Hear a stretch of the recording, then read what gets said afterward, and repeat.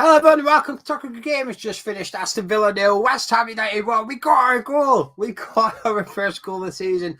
Big win for West Ham United. It wasn't pretty at times. It wasn't the perfect display. We were not purring for 90 minutes, but we got the 3 points. That's all that matters at the end of the day. A huge win for West Ham, and I would say a huge win for David Moyes as well, actually. It just completely takes the pressure off us. Yes, we've got difficult fixtures coming up, but that is a huge win for us. Tough test as well. We'll go through the games, but I am absolutely buzzing right now. I've found myself biting my fingers for the last couple of minutes when they were really putting the pressure on us.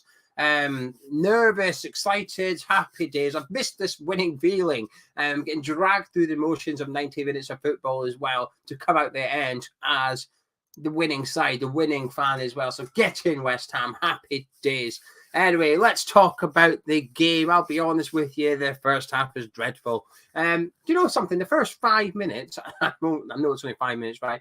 But the first 5 minutes, I quite enjoyed it. I thought Rice and Soucek were putting in some real tough tackles. Quick, hard, half sliding, half standing, but they were winning the ball cleanly, taking the Villa player with them as well. Two or three occasions, each of them did it. Bam, bam, bam. Now, Villa were giving it back as well, but I thought, here we go. A change in attitude, a change in intensity, a change in tempo from West Ham. We seemed to be quite snappy in the first 5 minutes. And then it just got a bit boring, didn't it? I'll be honest with you. The first half was poor. Defensively, we were fine.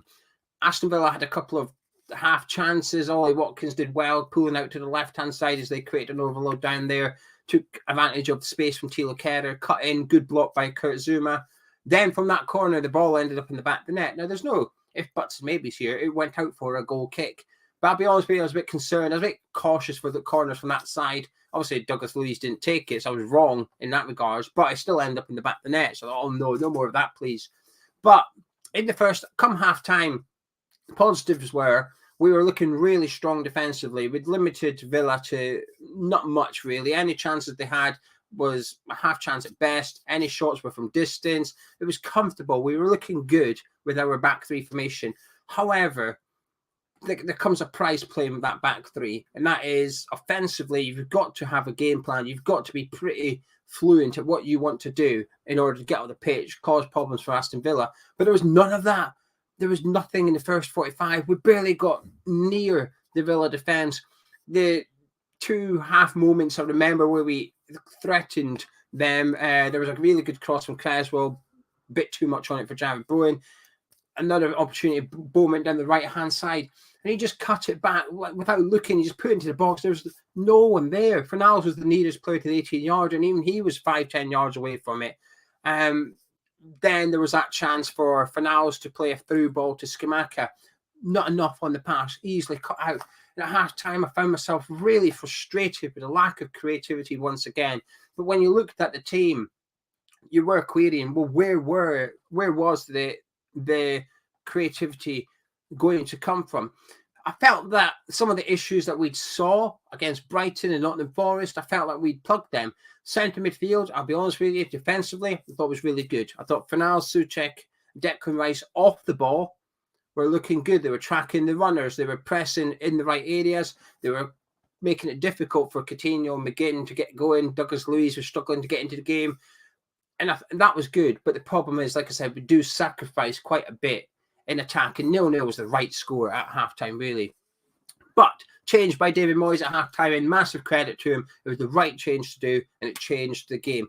I called him out massively last week. I criticised him massively against Brighton because the substitution he did, I felt, cost us the game. Now, this sub perhaps didn't win us the game per se, because Benrahma's not directly involved in the West Ham goal, but he's there. If you watch that pass from Rice to Fornals for the goal, Benrahma's the one moving, dragging the Villa players out of the area, creating that space, that gap for Fornals to move into to take the shot. Game changed in substitution by David Moyes. He withdrew Emerson at half-time, switched up from a back three to a back four, put Benrahma in the number 10, dropped Bowen from being a striker out to the right wing, and he was a lot more involved. Did his performance improve? Not really. It was still not quite good enough from Jared Bowen. However, he was getting on the ball a lot more. His runs were a lot better. He was starting 10 yards back rather than in line with the Villa defence. And there was that opportunity where we broke from an Aston Villa free kick, ball into the area, got cleaned out. Ben Rama does well, sort of shields off Cash a little bit, who slips, ball falls to Fornals. Nice enough ball into Jared Bowen. He sort of twists away from Cash, not quite enough, and Dean comes in, and there's a world-class tackle from Luca Dean to block Jared Bowen's shot. But then we did make it 1-0 in the 75th minute through Pablo Fornals. However, between half-time and that goal, I thought we were much better. I thought the football from West Ham was a lot better. I thought there was a lot more better performances individually as well. There's one player in particular I thought was poor on the ball in the first half, but in the ball, much better. But we'll get onto him in just a second. We're moving the ball quicker, moving it faster. Ben Rama was involved in a lot of the positive things we were doing. Fornals was 50-50. Sometimes you'd get the ball, the pass would be good. The other time, it wouldn't be as good. But we were starting to pick things up a bit. I thought Skamaka was looking good. A couple of efforts from him. Thought he was holding off the Villa defenders better. I thought we were closer to him. Much better from West Ham in the second half. I felt a vast improvement. And we got the goal, and there's a huge element of luck in it. But you know something? I don't really care. We needed to score by hook or crook today, and we got it. Declan Rice picks it up. A lovely ball into Fornals, who's only really got one option at this point. He's 25 yards out from goal, and he was always going to shoot. He shot from a similar area against Nottingham Forest. It came off the bar and onto the line. Goes to shoot again today. It's hard to tell who to cause M.A. Martinez any bother without deflection. But Consa's there, tries to block it, takes the wicked deflection off him and just loops over Martinez into the back of the net. Huge deflection. But I don't care. Like I said, 1-0 West Ham. Fornals has got the goal. You could see how much it meant to the players. You could see the relief in the players with that celebration. There was relief as well with me. I was delighted to see a score. And then from that moment on, I thought we looked all right on the counter-attack on a couple of occasions. We were trying to get that second goal. We started retreating every 2 minutes. We retreat an extra couple of yards, and by the 85th minute, we were in our 18-yard box. Make no mistake about it. We were pinned back. But we held on strong. And the one good thing about today, defensively, we were solid. Now, Aston Villa, things ain't going great for them at the minute. But Danny Ings is still a top Premier League striker. Ollie Watkins is still a top Premier League striker. They've got creativity there, the likes of Emi Buendia, the likes of Buendia, the likes of Coutinho. They've got players capable of creating something. And our defence stood tall for that last 10, 15 minutes or whatever. Really impressive defensive display by us. Now, I would love to come on here and talk about how we were ripping Villa apart and we scored 3 goals, whatever. We didn't do that. It was a bit of a scrappy 1-0 in the end. But I don't care. You have to take context into consideration for a lot of these things. We entered this game, played 3, lost 3, no goal scored. And in the first half, you could tell there was little creativity, little confidence on display from West Ham. But the second half, there was just a massive change in attitude. We just seemed to puff our chest out a little bit more. Players started just moving the ball a little bit quicker. And I think we deserved to score. I think we deserved to win the second half on its own. Overall, throughout 90 minutes, I'm sure Aston Villa fans will say it was pretty even. I wouldn't disagree. I think they had the better first half without creating too much. We had the better second half, again, without creating too much. It's not like Martinez was tested loads in goal. But overall, we've won the game, and we needed to do that. I was a bit back to basics in the second half for West Ham. But I don't mind that. We saw something different. Moyes tried 3 at the back. It didn't work, and he changed it at half-time. Credit to the manager. Like I said, I do think his sub at halftime is what swung it in West Ham's favour in the second half. Now, we'll talk about a couple of individual players as well. But before we do that, I just want to say a massive thank you to Chris for the $25. Moyes made the adjustments, work to do yet. Continue to improve, gel as a team, take the 3 points, move on. Second half performance encouraging. Vinny says, thank you, Vinny, for your 50, whatever that is. Start Avila, superior distribution will really help. Thank you to the pay reviews. So we'll take the 3 points, we move on. Like I said, it wasn't classic vintage performance, match of the day highlights later on could probably be done in about 60 seconds for this game. I don't care. We needed to get the win at all costs today. We've got the win. Now, a few individual players.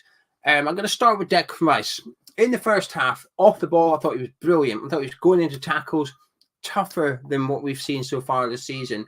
On the ball, though, really off the pace. A couple of sloppy passes, very sort of uncharacteristically for Declan Rice. And the 3 games so far this season from him has been poor. He's been below his usual standard.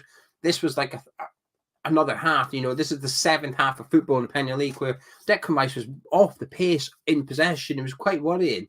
But the second half, he stepped it up massively, I thought.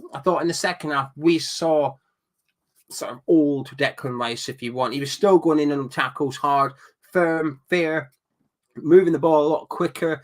Gets the assist. Like I said, it was a bit lucky. But he does that pass out to Said Benrahma. Benrahma's offside at the end of the day. It doesn't count.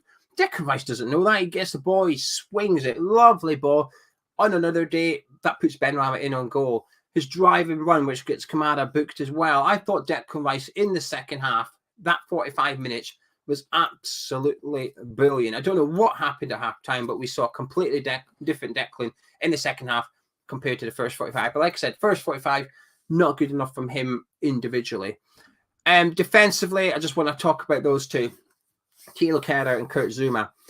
As a trio with Creswell in the first half, I thought they did well. They got the clean sheet at halftime. Wasn't under too many problems. At one point, Kehrer got caught out of position. Kurt Zouma was the one that got back and ended up blocking Ollie Watkins' shot, filling in for his teammate. And when you watch that chance back, that Ollie Watkins one back when he cuts in and has a shot and Zouma blocks it, if you watch Adam Creswell at the back post, the sort of determination just from him is brilliant, because obviously Kurt Zouma gets pulled out of position because he's got to go cover Thilo Kehrer. Creswell recognises that. He's in the 18-yarder. And when you watch it back, Danny Ings is there. When Ollie Watkins picks the ball up, Ings is in front of Creswell. Creswell almost wrestles to get into front of Danny Ings. Now, nothing comes of it. It gets blocked, goes out for a corner. But just that improvement of behaviour, if you like, that 3 of them in the first half is good. Second half, Kehrer and Zouma as a partnership and individually, top class. I thought they were absolutely fantastic. Villa were throwing crosses in. Them two were just blocking everything, heading everything, clearing everything. The distribution between them I thought was really good. A couple of times in the second half. That one time in the second half, when Kurt Zouma comes out the defence, not quite like he did against Brighton, but he just drags the midfielder with him. I can't remember which Villa midfielder it is, but Kurt Zouma steps out. The Villa midfielder comes to him. He just gives it to another West Ham player, just opened up the midfield for us. I thought them two in particular, Thilo Kehrer and Kurt Zouma, I thought they were absolutely brilliant today. I thought they were our 2 best players, as well as Benrahma, because like I said, the substitution changed the game. But my man of the match, my hammer of the match, I'm going to give it to Kurt Zouma, actually. I think he's, not had great performances so far this season, but like I said, I do feel he's playing through the injury barrier, and I think he still is playing injured today, but I thought he was brilliant. Whenever Villa came forward, I felt like he was snuffing out everything that they had to offer. As a pairing, really good. Kurt Zouma, I'll give man a match to. But big improvement from West Ham. Still not the finished article. Okay, we play Tottenham on Wednesday. We're going to have to do a lot better than that if we want to get something from that game. Because the first half, we had that new formation that we saw on Thursday night. It was even different to what we saw on Thursday, because Fornals was playing more of a traditional centre midfielder, I felt, and Bowen was a striker. It was, I guess, what you would call a 5-3-2 formation on paper. It didn't work. We just couldn't create anything going forward. Changed it in the second half. Big change. Well done, David Moyes, because that substitution completely changed us in the second half. I'm really pleased. That second half performance is very, very encouraging. The first half, not so much. A little bit same as last week. A bit boring. A bit, we're going to struggle here. And if we came up against a better team today, we might not get the 3 points, but we got them, and that's all that matters. And I'm relieved. I am relieved to get that 3 points, because, like I said, it was a nervous watch for the last 5-10 minutes. We got it. Defensively, fantastic. Offensively, could be doing better. But one thing we take from this game, I think, going into Tottenham one, is Said Benrahma must start. That formation today, I understand why Moyes didn't start with Said Benrahma today, by the way. I understand it, because he wanted to play with wing-backs. He wanted 3 centre midfielders. So where do you play Benrahma? Do you play him up front with Scamacca? Or, because you can't play him centre midfield. You can't do what Fornals was doing in the first half. So there wasn't really a role for him with the formation we started with. And I feel that Moyes selected what he thinks is the best players for that formation. And it meant, unfortunately, leaving out our inborn player at the minute. So I can understand why Moyes went with the team he did initially. I wasn't happy to see Ben Rama on the bench. I didn't agree with that, but I could understand where Moyes was coming from. But it didn't work. Moyes gave it 45 minutes, and at halftime said, right, clearly it's not working, I'm going to switch it up. That is good from the manager, and I think that's something, you know, we've all been dissecting what's going wrong with West Ham so far in the first 3 weeks, and one of my biggest issues is, you know, Moyes doesn't have a plan B or whatever. I mean, we started with plan B today. It wasn't working, and we switched back after 45 minutes. Really pleasing to see Moyes just be, I guess, proactive and reactive at the same time at halftime. You know, Gerrard did nothing. He would have thought, okay, we're doing quite well. We're not going to change anything. That's probably why we've gone on to win the game, and they haven't. That Moyes actually got one up on Steven Gerrard. So, listen, I criticised manager a lot last weekend. I'm going to praise him a lot this weekend because starting 11, probably not the right one, but he changed it at halftime. He didn't piss around and wait till the hour mark or anything like that. I'll be honest with you, when Skamaka come off, I was a bit, oi, Dave, no. I thought Skamaka was looking good. But again, I can understand where he's coming from. But anyway, I'm going to shut up now. I just want to say a massive thank you to Hammer 1999. Defense was immense. Irons, come on, you Irons. Now I'm going to disappear. Thank you very much for tuning in. If you've enjoyed this review, please do drop a like on the video. Helps the channel out a lot more than you think by clicking that thumbs up. It only takes you a second. Subscribe if you're new to Hammer's Chat. And I'll be back tomorrow. Tomorrow night, we'll have our Tottenham preview. So we might have 2 videos tomorrow, but I'll catch you tomorrow. Anyway, there we go. West Ham have finally got their first Premier League goal of the season, albeit through a wicked deflection. And we've got our first 3 points of the season as well. And we're off the foot of the table. On to Tottenham on Wednesday night. Should be a good one. I'll catch you in a bit.